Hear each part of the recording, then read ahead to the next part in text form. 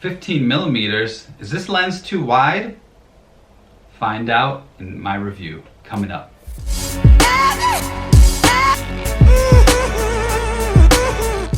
Alright guys, so I'm going to talk to you today about the Voigtlander 15mm lens. Now, let's go over the technical stuff first, and then I'm going to tell you about my real world experience using it. So, it's a 15mm lens. It is compatible both with full frame and with mirrorless cameras. So if you have a full frame sensor or crop sensor, it's going to work fine with either one. It's a manual focus lens, so that is a limitation that it has, but it is able to focus within 1 foot of your subject. So if you go closer than a foot, you're not going to be able to focus, but it can go all the way up to 1 foot of the subject that you're trying to focus on. It requires a 58mm filter, so you can put a filter on the front end to protect it, which some wide angle lenses you can't. It also has this built-in hood on the front, so that protects from lens flare and ghosting and things like that.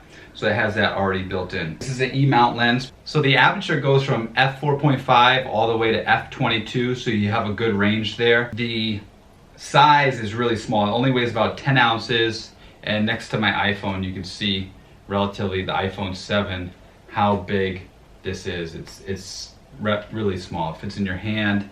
It's really sturdy built. It's made in Japan. Not that being made in Japan makes it sturdy, but it is well built. It feels very robust and has a little weight to it because, you know, it's well built. Doesn't feel plasticky, but it's not super heavy. You know, I can walk around, I can shoot with this thing. I'm not gonna get a sore back or anything like that. So for that reason, it's nice. So I've used this lens in all types of conditions. I've shot with it for a few months in rain, in extreme heat, in really cold weather, and it's been fine. Now, obviously you don't want to get it really wet, but getting some rain on it won't really bother the lens too much. And my experience has been overall a positive one. One thing I really like is it's a manual focus lens, but the focus ring really is smooth. You can get a really nice smooth focus going back and forth. It just feels really natural, really well built. You can also set it where it clicks from one stop to the other if you want, but the focus ring is silent. So if you shoot with video, this is a great lens because you can use this focus while you're shooting and it won't make any sound, so it won't affect your audio. It's 15 millimeters, but it was originally built for full frame, but I think it's better for mirrorless cameras that have a 1.5 crop sensor. So for those smaller sensors, it's nice, this E-mount lens, because you can put it on your camera like the Sony a6500 or any other mirrorless camera, and it will be the equivalent of 22.5 inches. So 22.5 millimeters. 22.5 millimeters is a good focal range. It's a good wide angle focal range without being too wide. 15 millimeters is actually almost too wide for most shots in my personal experience. Like anything beyond 20, in the low 20s, like 20 to 24, anything lower than that, when you start getting into the teens, like 19, 18, 15 millimeters, that's super wide angle. So on a full frame camera, this is super wide angle and it looks super wide, and you're probably not gonna come across many shots like that unless all you do is shoot like panoramas and stuff, super wide. So I found this to be a good overall lens to shoot wide angle, but it's not too wide when used on a mirrorless camera.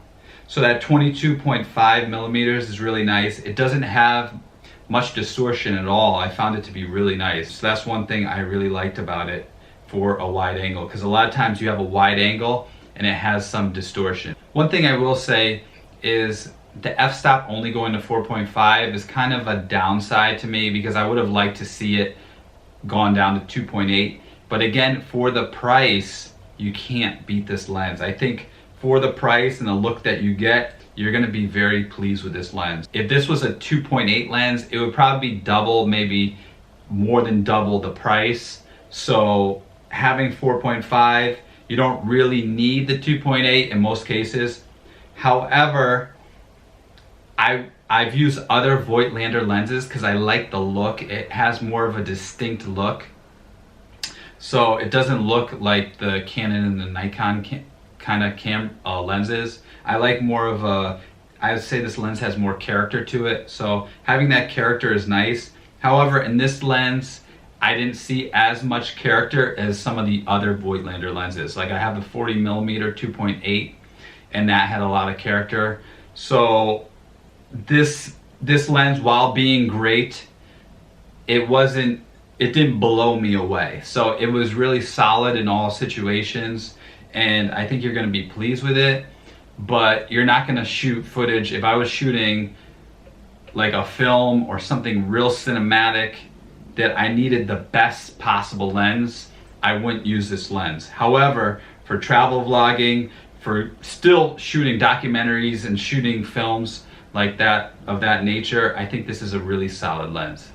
So if you enjoyed this review, please subscribe in the link below. Also click on the link for my photo gear guide. What I've done is I've compiled all my favorite gear into one guide. I've made that for you. It's completely free, so just click there, download that, and when you click on the links that I've provided in that guide and in the description below, a small percentage goes to me to help me make more videos like this to help you with your photography. So if you can do that, I greatly appreciate it. Hope this review was helpful, and have a great day.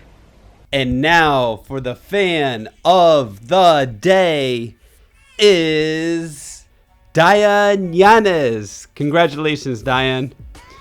Sorry if I mispronounced your name. I'm good at doing that. You're not only one of my favorite fans, but you have a bright future ahead of you.